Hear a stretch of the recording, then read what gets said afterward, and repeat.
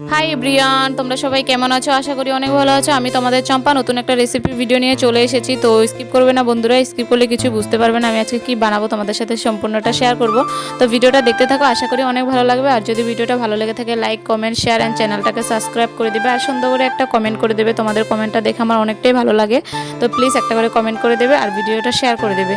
তো বন্ধুরা দেখতেই পারছো পনির এনেছিল, তো আমি এখন পনিরগুলো কাটছি কেন কি সবজি রান্না করা হবে এখন। তো আমি এখানে বসে বসে, মা বলেছিল রান্নাটা তুই করে নে, তো আমি এখন বসে পড়েছি রান্না করার জন্য। তো আমি পনিরগুলোকে ভালো মতন কেটে নিচ্ছি, এখন কাটার পরে পনিরগুলোকে ভেজে নেব।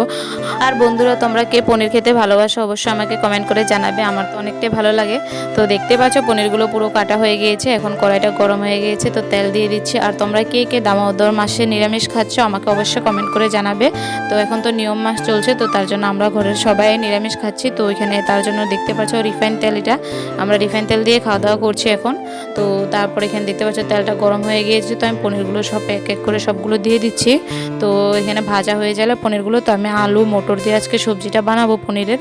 তো দেখতে পাচ্ছ পনিরগুলোকে আমি এখন দিয়ে দিয়েছি, সবগুলো লাল লাল করে ভেজে নেবো। আর আজকে কি বলবো তোমাদেরকে, এখন তো দেখতে পাচ্ছ পনিরগুলো ভালো মতন ভাজা হয়েছে।